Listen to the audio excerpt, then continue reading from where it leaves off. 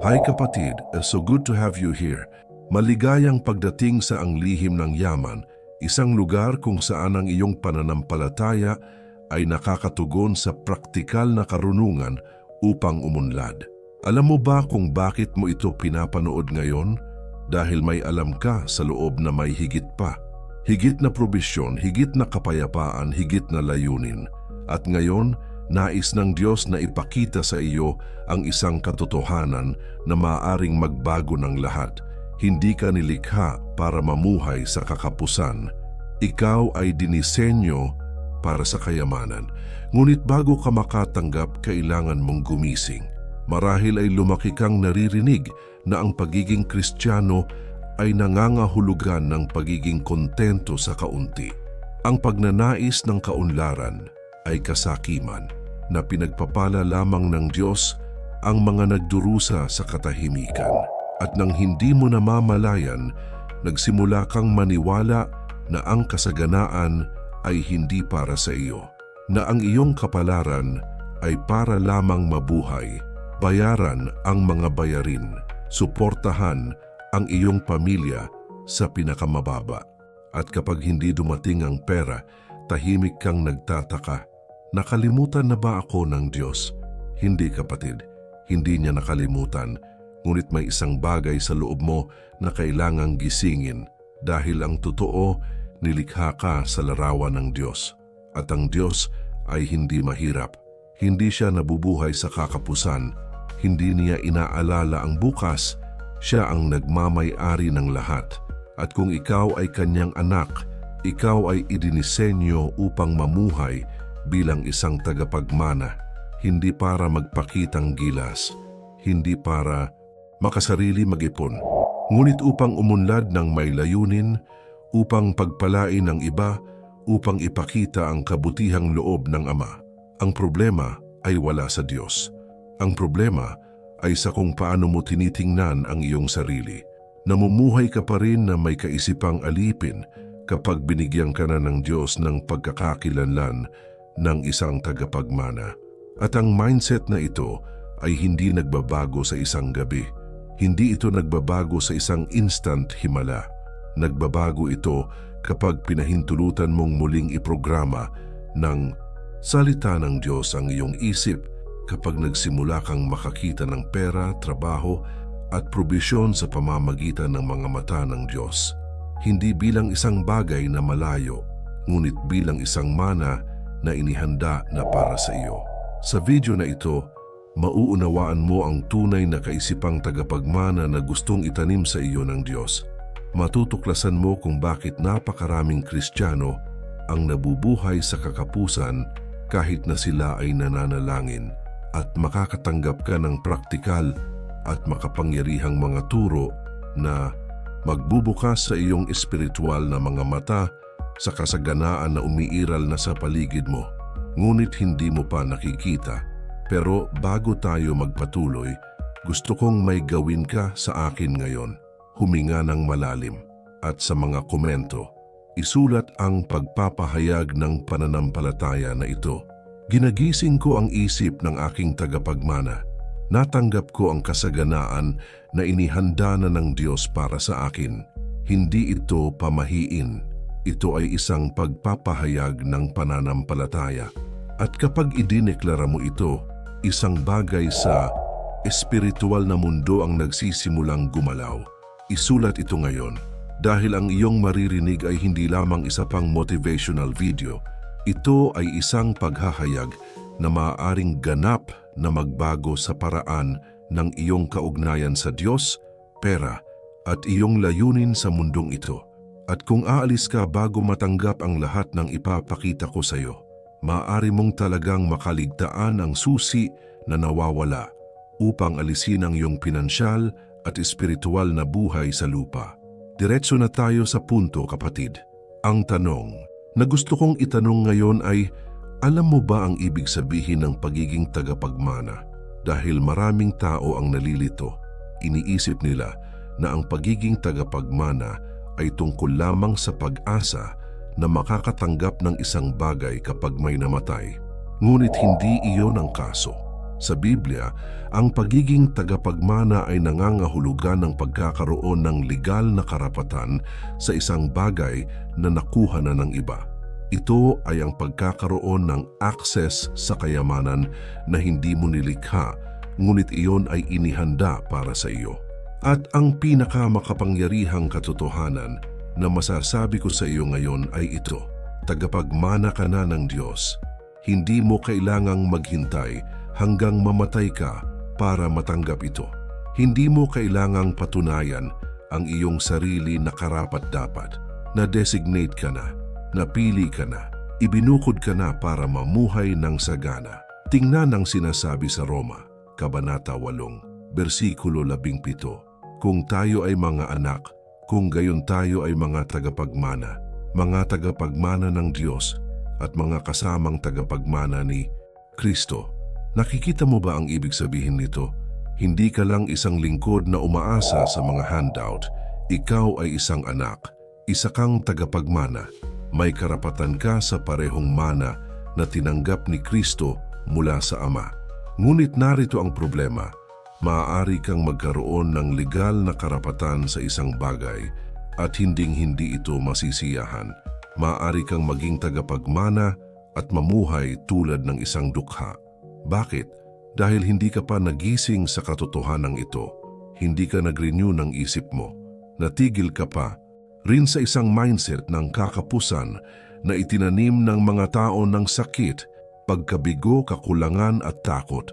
At ang mindset na ito ay nagpapapaniwala sa iyo na ang Diyos ay madamot, na sapat lang ang binibigay niya sa iyo para mabuhay. Ang kasaganaan na iyon ay isang kasalanan na hindi mo deserve, at hanggat pinaniniwalaan mo ito, hinaharangan mo ang mga biyayang inilabas na ng Diyos para sa iyo. Ang paggising sa isip ng isang tagapagmana ay nangangahulugan ng pag-unawa na hindi sinusubok ng Diyos ang iyong kababaang loob sa pamamagitan ng kahirapan. Nais niyang umunlad ka, hindi para ipagmalaki ka, kundi para maging channel ng pagpapala upang magpatotoo sa kanyang kabutihan, para ipakita sa mundo na sulit ang paglilingkod sa Diyos. Ngunit hindi ito nangyayari sa mahiwagang pag-iisip, hindi ito nangyayari sa pamamagitan ng pag-uulit ng mga walang laman na salita. Nangyayari ito kapag sinimulan mong ihanay ang iyong isip sa salita, kapag huminto ka sa pamumuhay sa autopilot at nagsimulang mag-isip, magsalita at kumilos na parang isang taong minana na ang lahat. At ipapakita ko sa iyo ng eksakto kung paano. Ngunit una, kailangan mong malaman ang isang totoong kwento na magtuturo sa iyo ng isang bagay na hindi na ituro sa iyo ng tradisyonal na sermon.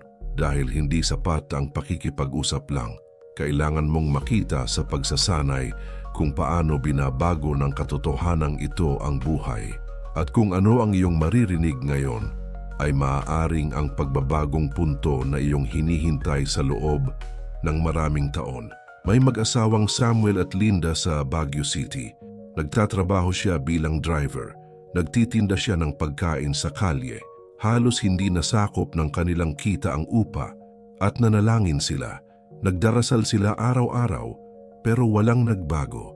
Isang araw, pagod na pagod si Linda kaya't naupo siya sa gilid ng kanyang kama at may sinabing nagpadurog sa kanyang puso. Samuel, hindi ba gusto ng Diyos na umunlad tayo? Ipinanganak ba tayo para magdusa? Hindi sumagot si Samuel dahil siya rin ay may parehong pagdududa sa kanyang sarili. Nakita niyang umuunlad ang iba. Nakita niya ang mga taong hindi man lang nagdasal na namumuhay ng mas mahusay kaysa sa kanila at masakit, hindi dahil sa inggit, ngunit dahil naniniwala siya sa Diyos at hindi niya maintindihan kung bakit hindi sila tinulungan ng Diyos. Pagkatapos isang linggo, iba ang ipinangaral ng pastor ng kanilang maliit na simbahan. Binasa niya mula sa Galatia, Kabanata 4, versikulo 7, kaya nga hindi ka na alipin, kundi anak, at kung ikaw ay anak, ginawa ka ng Diyos na tagapagmana. At pagkatapos ay may sinabi ang pastor na tumusok sa puso ni Samuel. Hindi ka mahirap dahil gusto ka ng Diyos na maging mahirap ka. Ikaw ay mahirap dahil nag-iisip ka pa rin na parang mga alipin. At hanggat ganyan ang iniisip mo, hindi ka magiging tagapagmana. Parang suntok iyon sa bituka. Ngunit isang suntok na nagpagising sa loob ni Samuel. Napagtanto niya na ang buong buhay niya ay hinubog ng takot. Takot mangarap ng malaki. Takot sa paggawa ng isang bagay. Takot na humingi ng taasan. Takot na maniwala na talagang gusto ng Diyos na siya ay paunlarin. At nang gabing iyon, nagdesisyon sila ni Linda. Hindi na sila mabubuhay sa autopilot. Sila ay magsisimulang magbago ng kanilang isip. Araw-araw sinimulan nilang ipahayag, "Ako ay anak ng Diyos. Ako ay tagapagmana. Ako ay may karapatan sa kaunlaran." At kasabay ng deklarasyon, nagsimula silang kumilos ng iba. Humingi si Samuel ng promosyon na lagi niyang kinakatakutan na hilingin. Nagsimulang magplano ng maliit na negosyo si Linda sa halip na magtinda lang sa kalye. At sa loob ng 6 na buwan, nagsimulang magbago ang kanilang buhay. Hindi dahil nagbago ang Diyos, pero dahil nagbago sila, nagbago ang kanilang pag-iisip. At kapag nagbago ang mga pag-iisip, nagbabago ang mga aksyon. At kapag nagbago ang mga aksyon, nagbabago ang mga resulta. Ngayon, hindi na driver si Samuel, siya ay nagmamay-ari ng isang maliit na kumpanya ng transportasyon. Hindi na nagtitinda ng pagkain sa kalye si Linda. May-ari siya ng restaurant at hindi sila umunlad dahil gumawa ang Diyos ng huling minutong himala. Sila ay umunlad dahil ginising nila ang diwa ng pagiging tagapagmana na laging nilayon ng Diyos para sa kanila. Ang kwentong ito ay totoo at maaari rin itong maging iyo. Ngunit kailangan mong gumawa ng isang pagpipilian ngayon. Ipagpapatuloy mo ba ang pamumuhay ng may kaisipang alipin? O gisingin mo ba ang kaisipang tagapagmana na inilagay na ng Diyos sa loob mo? Sumulat sa mga komento ngayon. Pinili kong mag-isip na parang tagapagmana. Ang aking mindset ay binabago ng salita ng Diyos. Ipahayag ito ng may pananampalataya dahil ang deklarasyon na ito ay nagsisimula ng putulin ang mga tanikala ng isip na pumipigil sa iyo hanggang ngayon. Ngayong nakita mo na kung paano gumagana ang katotohanan ito sa pagsasanay, gusto kong ituro sa iyo ang isang napakahalagang bagay. Isang bagay na gagawa ng lahat ng pagkakaiba sa kung paano ka magsisimulang tunay na umunlad. Kailangan mong maunawaan na hindi pinapaunlad ng Diyos ang mga taong hindi handang tumanggap at ang pagiging handa ay hindi nangangahulugan ng pagiging perpekto. Nangangahulugan ito ng pagkakaroon ng tamang pag-iisip. Nangangahulugan ito ng pagkakaroon ng pusong nagpapasalamat, disiplinadong pag-iisip at aktibong pananampalataya. Dahil ang kayamanan sa mga kamay ng isang taong wala pa sa gulang ay nagiging pagkasira. Ngunit ang kayamanan sa kamay ng isang taong nag-iisip na parang tagapagmana ay nagiging pagpaparami at pagpapala. Ang unang bagay na kailangan mong gawin upang magising ang iyong pag-iisip ng tagapagmana ay ito. Itigil ang pagtingin sa iyong sarili bilang isang biktima ng mga pangyayari. Dahil hanggat nakikita mo ang iyong sarili bilang isang biktima, ibinibigay mo ang kontrol sa iyong buhay sa mga panlabas na kadahilanan. Sinisisi mo ang ekonomiya, sinisisi mo ang gobyerno, sisihin mo ang boss mo. At sa paggawa nito, inaalis mo ang sarili mong kapangyarihang magbago. Ngunit hindi ito iniisip ng isang tagapagmana. Alam ng isang tagapagmana na ang Diyos ay mas dakila kaysa sa anumang krisis. Alam ng isang tagapagmana na ang paglalaan ng Diyos ay hindi nakadepende sa sistema ng ekonomiya ng mundo. Ang isang tagapagmana ay nagtitiwala na ang Diyos ay laging gumagawa ng paraan kahit na walang nakikitang daan. Tingnan ang sinabi ni Jesus sa Mateo, ika-6 na kabanata, talata 33. Hanapin muna ang kaharian ng Diyos at ang Kanyang katuwiran at ang lahat ng mga bagay na ito ay idaragdag sa inyo. Lahat ng mga bagay na ito, kasama dito ang pera, kabilang dito ang kaunlaran, kabilang dito ang probisyon, ngunit mahalaga ang utos. Una ang kaharian, unang pagsunod, unang pananampalataya. At pagkatapos bilang natural na kahihinatnan darating ang kasaganaan, ang pangalawang bagay na kailangan mong gawin ay magsimulang magsalita tulad ng isang tagapagmana, dahil ang mga salita ay lumilikha ng katotohanan. Kung patuloy mong sasabihin man ako ay dukha, hinding-hindi ako makakarating, nakalimutan na ako ng Diyos, ikaw ay naghuhula ng kakulangan sa iyong sariling buhay. Ngunit kung sinimulan mong ipahayag, ako ay pinagpala, ang Diyos ay nagbibigay, ako ay umunlad sa lahat ng aking ginagawa, iniayon mo ang iyong bibig sa kalooban ng Diyos. Ang Kawikaan Kabanata 18, talatang 21 ay nagsasabing, ang kamatayan at buhay ay nasa kapangyarihan ng dila. Pipiliin mo araw-araw kung ano ang iyong idedeklara. Piliin ang buhay, piliin ang kaunlaran, piliin ang pagpapala. At ang pangatlong bagay, magsimulang kumilos bilang isang tagapagmana. Nangangahulugan ito na lumampas sa pagiging pasibo. Nangangahulugan ito ng pagpaplano, nag-aaral, kwalipikado, ang pagiging isang negosyante. I-invest ang maliit na mayroon ka ng matalino dahil hindi pinagpapala ng Diyos ang katamaran, pinagpapala ng Diyos ang kasipagan. Ang nilalamang ito na natatanggap mo ngayon ay hindi karaniwan. Ito ay ibinabahagi dahil may mga tao talagang gustong baguhin ang kanilang buhay. At kung isa ka sa kanila, iwanan mo na ang gusto mo. Ang like na ito ay hindi lamang isang pindutan, ito ay isang deklarasyon na ikaw ay seryoso tungkol dito. At mag-subscribe sa channel dahil dito ka patuloy na makakatanggap ng praktikal at makapangyarihang mga paghahayag na tutulong sa iyong umunlad ng may layunin at karunungan. Pero meron pa, dahil ang paggising sa isip ng isang tagapagmana ay hindi lang tungkol sa pera. Ito ay tungkol sa pagkakakilanlan, at kung ano ang ipapakita ko sa iyo ngayon ay makikita mo ang Diyos sa isang bagong paraan. Kapatid, kailangan kong sabihin sa iyo ang isang bagay na marahil ay wala pang nakapagsabi sa iyo noon. Ang Diyos ay hindi maramot. Hindi siya ama na nagbibigay ng mumo. Hindi siya isang taong natutuwa na makita kang nagdurusa para subukan ang iyong pananampalataya. Ang baluktot na larawan ng Diyos na ito ay isa sa pinakadakilang kasinungalingan na itinanim ng kaaway sa simbahan. Ang katotohanan ay ang Diyos ay mapagbigay. Siya ay sagana, siya ang Diyos na lumikha ng bilyon-bilyong bituin, milyon-milyong species, malalim na karagatan, higanting kabundukan.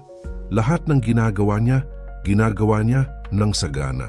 At kung ganito siya sa sangnilikha, sa palagay mo bakit siya magiging maramot sa iyo? Ang korona ng sangnilikha. Sa Juan Kabanata 10, versikulo 10, sinabi ni Jesus, ako ay naparito upang sila ay magkaroon ng buhay at magkaroon nito ng higit na sagana. Masaganang buhay. Hindi isang buhay ng kaligtasan, hindi buhay ng kakapusan, kasaganaan sa bawat lugar. Espiritual, emosyonal, relasyon at pinansyal din.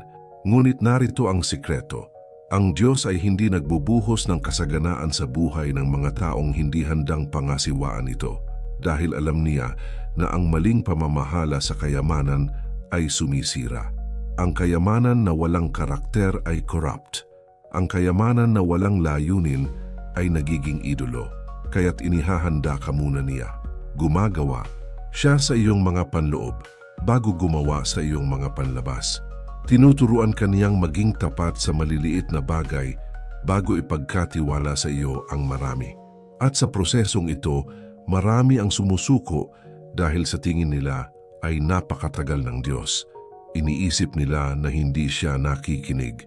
Pero ang totoo, hinuhubog ka niya. Pinapalakas niya ang iyong pagkatao.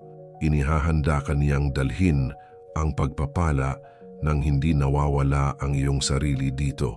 At kapag naunawaan mo ito, hihinto ka sa pagrereklamo tungkol sa paghihintay. Tumigil ka sa pagkukumpara sa sarili mo sa iba. Nagtiwala ka lang at patuloy kang lumalaki, patuloy na matuto. Ituloy ang paghahasik dahil alam mong tiyak ang ani. Marami na akong nakitang yumaman at nawala lahat dahil hindi sila handa. Wala silang karunungan sa pamamahala. Kulang sila sa disiplina na dapat panatilihin. Kulang sila sa kabutihang loob na ibahagi. At sa huli, naging sumpa ang yaman na dapat sana ay biyaya. Ngunit kapag umunlad ka sa pag-iisip ng isang tagapagmana, uunlad ka ng tuloy-tuloy. Hindi ka yumaman para lang gumastos, yumaman ka para dumami. Para pagpalain upang mamuhunan sa kaharian, upang maging instrumento sa mga kamay ng Diyos. At iyon ang tunay na kasaganaan. Hindi ito tungkol sa pagkakaroon ng marami. Ito ay tungkol sa pagkakaroon ng sapat na mamuhay ng maayos, pagpalain ang iyong pamilya, tulungan ang mga nangangailangan, at punduhan ang gawain ng Diyos. Ito ay tungkol sa pagiging isang channel, hindi isang reservoir. Ang Filipos, Kabanata 4, versikulo 19 ay nagsasabi, "Ibibigay ng aking Diyos ang lahat ng inyong pangangailangan ayon sa kanyang maluwalhating kayamanan kay Kristo Jesus." Lahat ng iyong pangangailangan, hindi lang ilan, lahat sila. Dahil ang Diyos na pinaglilingkuran mo ay si Jehovah Jireh, ang Diyos na nagbibigay. Ngayon gusto kong makipag-usap sa iyo tungkol sa isang bagay na napaka-praktikal. Ang pag-unawa sa teorya ay isang bagay. Ang paglalapat nito sa iyong pang-araw-araw na buhay ay isa pa, at kung talagang gusto mong gisingin ang iyong kaisipang tagapagmana, kailangan mong gumawa ng mga konkretong pagbabago sa paraan ng iyong pag-iisip, pagsasalita at pagkilos. Una, simulan ang iyong araw na may pasasalamat. Araw-araw bago ka bumangon sa kama, salamat sa Diyos para sa 3 partikular na bagay. Maaari itong maging maliit, maaari itong maging simple. Ngunit gawin ito ng taos puso dahil ang pasasalamat ay nagbubukas ng mga pintuan sa espiritual na mundo. Sinira ng pasasalamat ang mindset ng kakapusan at inilalagay ka sa isang estado ng kasaganaan. Ang unang Tesalonica Kabanata 5, versikulo 18 ay nagsasabing, "Magpasalamat sa lahat ng pagkakataon." Sa lahat ng pagkakataon, hindi lang yung magagaling. Dahil kapag nagpapasalamat ka kahit sa mahirap na panahon, ipinapahayag mo ang iyong pagtitiwala sa Diyos. At ang pagtitiwala na ito ay nagpapakilos sa puso ng Ama. Pangalawa, itigil ang pagrereklamo. Dahil ang pagrereklamo ay kabaligtaran ng pasasalamat. Ang pagrereklamo ay disguised na kawalan ng pasasalamat. At kapag nagreklamo ka, hinaharangan mo ang mga biyayang gustong ilabas sa iyo ng Diyos. Hindi ko sinasabi sa iyo na magpanggap na maayos ang lahat. Sinasabi ko sa iyo na ilipat ang iyong focus. Sa halip na tumuon sa kung ano ang kulang, tumuon sa kung ano ang ibinigay na sa iyo ng Diyos. Pangatlo, pangasiwaan ng mabuti ang mayroon ka na. Dahil hindi ka na ipagkakatiwala ng Diyos kung hindi mo inaalagaan ang maliit. Kung maliit ang kinikita mo, ayusin kung ano ang mayroon ka. Gumawa ng budget, isave kung ano ang maaari mong. Iwasan ang hindi kinakailangang utang, maging tapat sa iyong ikapo, maging bukas palad sa iyong alay. Dahil ang mga saloobing ito ay nagpapakita sa Diyos na handa kang tumanggap ng higit pa. Ang Lucas Kabanata 16, versikulo 10 ay nagsasabing, "Ang tapat sa kakaunti ay tapat din sa marami." Ang katapatan ay hindi tungkol sa dami. Ito ay tungkol sa saloobin. At kapag nakita ng Diyos na tapat ka, itinataguyod ka niya. Pang-apat, mamuhunan sa iyong sarili, mag-aral, kwalipikado, matuto ng mga bagong kasanayan, magbasa ng mga libro, kumuha ng mga kurso, dahil ang iyong paglago sa pananalapi ay direktang nauugnay sa iyong personal na paglago. Kung mas marami kang alam, mas maraming halaga ang iyong inaalok. At kung mas maraming halaga ang iyong inaalok, mas marami kang gagantimpalaan. Sinasabi ng Kawikaan Kabanata 18, talata 15, ang puso ng pantas ay nagtatamo ng kaalaman, at ang tainga ng pantas ay naghahanap ng kaalaman. Ang karunungan ay hindi nahuhulog mula sa langit. Kailangan mong hanapin ito, at kapag hinahanap mo ito, binubuksan ng Diyos ang mga pintuan na hindi kayang isara ng sinumang tao.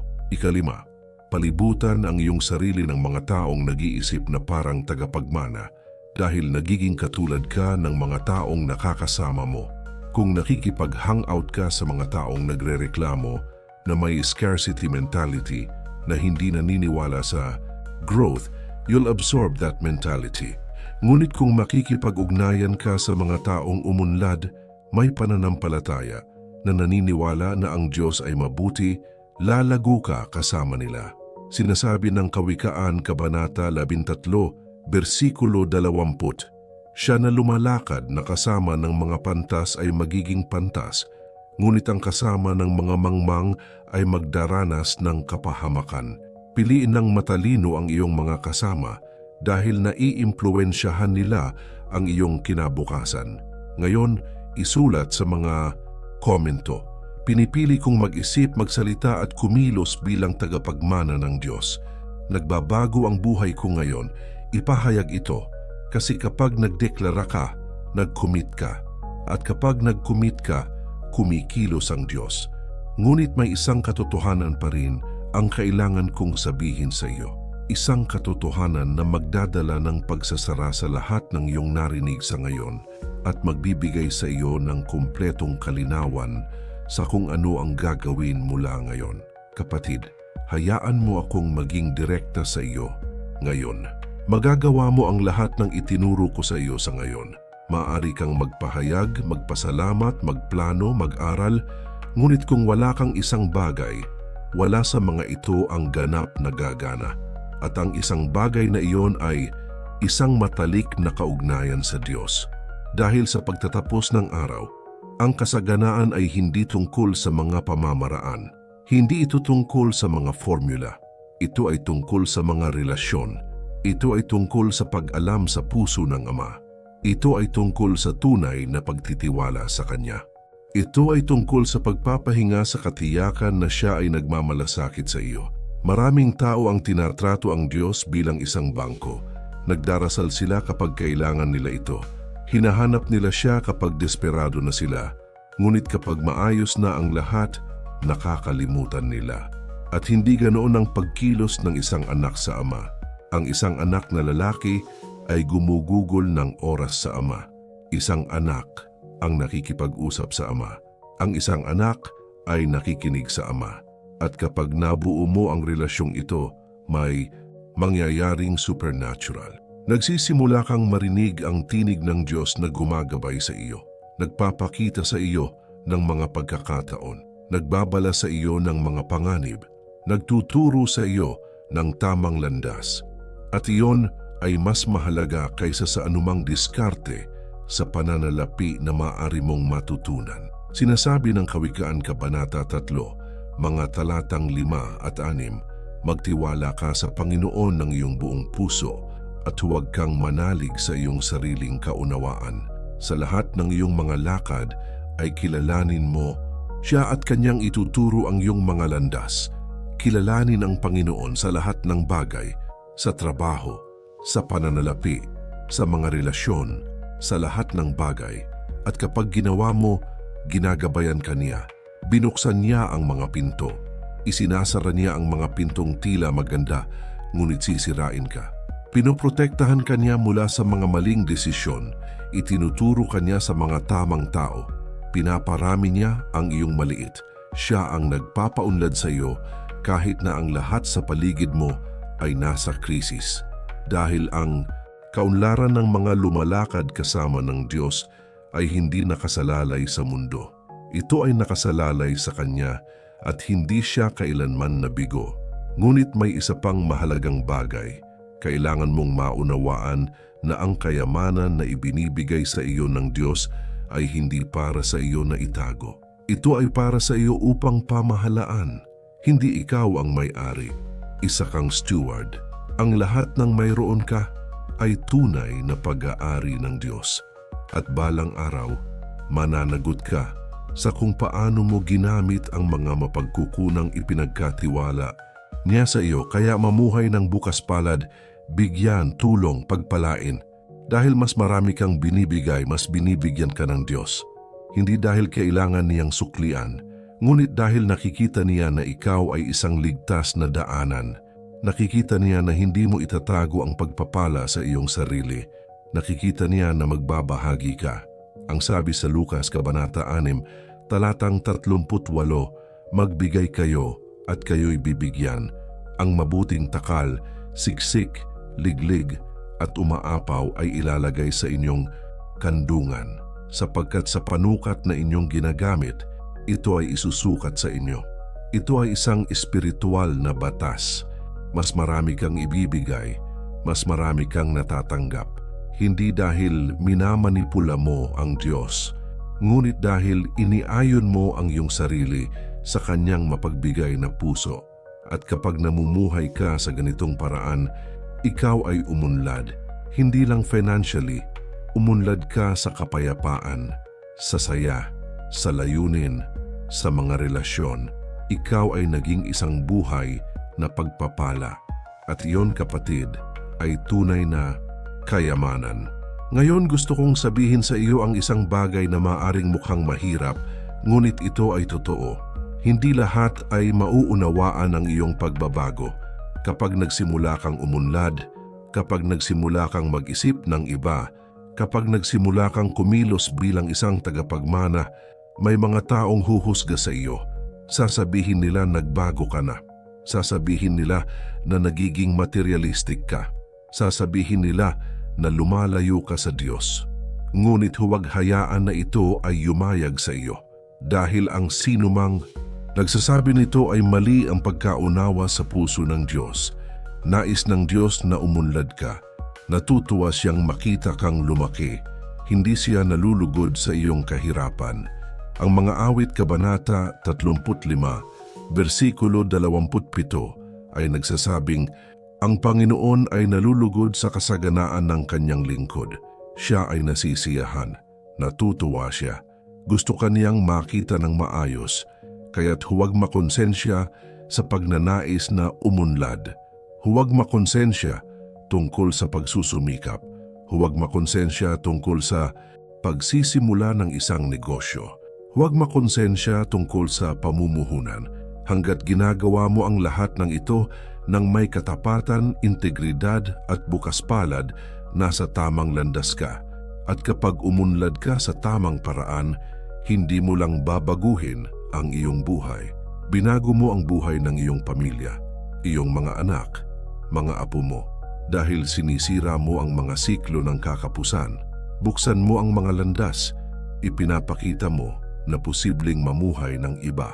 At meron pa, kapag ikaw ay umunlad, ikaw ay nagiging isang buhay na patotoo ng kapangyarihan ng Diyos. Tinitingnan ka ng mga tao at nakikita na sulit ang paglilingkod sa Diyos. Nakikita nila na siya ay tunay na nagmamalasakit sa kanyang mga anak. Nakikita nila na gumagana ang kanyang salita. At ito ay makapangyarihan. Inaakit nito ang mga tao sa kaharian dahil walang gustong maglingkod sa Diyos na iniiwan ang kanyang mga anak sa paghihirap. Nais ng mga tao na maglingkod sa isang Diyos na nagpapala, na umuunlad, na nagbabago. Kaya kapatid, mabuhay ka upang ang iyong buhay ay isang patotoo. Umunlad, ngunit umunlad ng may pagpapakumbaba. Umunlad ng may pasasalamat. Umunlad ng may layunin. At kapag nakita mo ang isang tao kung nasaan ka dati, huwag mong husgahan, tulong, ibahagi, magturo. Dahil natanggap mo ang paghahayag na ito hindi lamang para sa iyong sarili, tinanggap mo ito upang maging instrumento ng pagbabago sa buhay ng iba. Ibahagi ang video na ito ngayon sa isang taong kailangang marinig ang salitang ito. Isang taong natigil sa isang mindset ng kakapusan. May pinanghinaan ng loob. Isang taong nag-iisip na walang pakialam ang Diyos dahil baka ang mensaheng ito ang hinihintay nilang sagot. At kung magbabahagi ka, nagtatanim ka ng binhi. Ikaw ay isang channel ng pagpapala at pinararangalan ng Diyos ang mga nagpapala sa iba. Ngunit may isang huling bagay na kailangan kong sabihin sa iyo. Isang bagay na tatatak sa lahat ng iyong natutunan ngayon. Isang bagay na magbibigay sa iyo ng lakas upang magpatuloy kahit na tila mahirap ang mga bagay. Manatili sa akin hanggang sa huli. Kapatid, naabot mo na ito at marami itong sinasabi tungkol sa iyo. Hindi ka isang taong madaling sumuko. Ikaw ay hindi isang tao na tumira para sa pangkaraniwan. Ikaw ay isang taong gusto ng higit pa at nakikita iyon ng Diyos, pinararangalan niya ito. Ngayon nakatanggap ka ng isang paghahayag. Naunawaan mo na ikaw ay dinisenyo ng Diyos para sa kayamanan, hindi para sa pagmamayabang, hindi para sa pagiging makasarili, ngunit para sa layunin, upang maging instrumento ng pagpapala, upang ipakita ang kabutihang loob ng Ama. At ngayon ang tanong ay, ano ang gagawin mo dito? Itatago mo ba ito sa iyong sarili at kalimutan ang tungkol dito bukas? O magsisimula ka bang mag-apply nito? Magsisimula ka bang baguhin ang paraan ng iyong pag-iisip, pagsasalita at pagkilos? Nasa iyo ang pagpipilian. Pero naniniwala akong pipiliin mo ang pagbabago dahil hindi mo napanood ang video na ito nang nagkataon. Dinala ka ng Diyos dito at may layunin siya para sa iyo. Ngayon, bago ka umalis, gusto kong ipagdasal ka dahil naniniwala ako sa kapangyarihan ng panalangin. At naniniwala ako na kapag nagdarasal tayo ng sama-sama, nangyayari ang mga bagay sa espiritual na mundo. Ama, ipinagdarasal ko ang taong ito na nakikinig sa akin ngayon. Dalangin ko na gisingin mo sa kanila ang pag-iisip ng isang tagapagmana, na iyong alisin ang bawat limitadong paniniwala, bawat takot, bawat kawalan ng kapanatagan na humadlang sa kanila sa pag-unlad. Panginoon, buksan mo ang kanilang espiritual na mga mata. Ipakita sa kanila ang daan. Bigyan sila ng karunungan. Bigyan mo sila ng lakas ng loob. Bigyan mo siya ng disiplina. Bigyan mo siya ng pananampalataya. At naway hindi na maging pareho ang kanyang buhay mula sa araw na ito. Naway umunlad siya sa lahat ng larangan, espiritual, emosyonal, relasyon at pinansyal. Naway maging channel siya ng pagpapala. Naway maaninag niya ang iyong kaluwalhatian. Sa pangalan ni Jesus, dalangin ko. Amen. Ang salitang ito na natanggap mo ngayon ay napakalakas para itago sa iyong sarili. Kaya, iwanan ang iyong gusto ngayon. Ang ganitong parang ay hindi lamang isang kilos. Ito ay isang paraan para parangalan mo ang ginawa ng Diyos sa iyong puso at mag-subscribe sa channel. Ngunit huwag tumigil doon, i-on ang notification bell sapagkat bawat linggo ay nagdadala ako ng mga paghahayag na tulad nito, mga praktikal na aral batay sa salita ng Diyos na tutulong sa iyo na umunlad at mamuhay sa masaganang buhay na inihanda ng Diyos para sa iyo. Dito sa Ang Lihim ng Yaman, hindi ka nag-iisa sa paglalakbay na ito. Bahagi ka ng isang komunidad ng mga taong naniniwalang posible na umunlad ng may layunin, na posible na magkaroon ng isang malusog na buhay sa pananalapi ng hindi binibitawan ang pananampalataya, na posibleng maging mayaman sa bulsa at mayaman sa espiritu. At meron pa, dahil ang napanood mo ay simula pa lamang, may isa pang revelasyon na naghihintay sa iyo ngayon. Isang bagay na makadagdag sa lahat ng iyong natutunan dito. Isang bagay na maaaring eksaktong nawawalang piraso sa iyong palaisipan sa kasaganaan. Huwag kang umalis ngayon.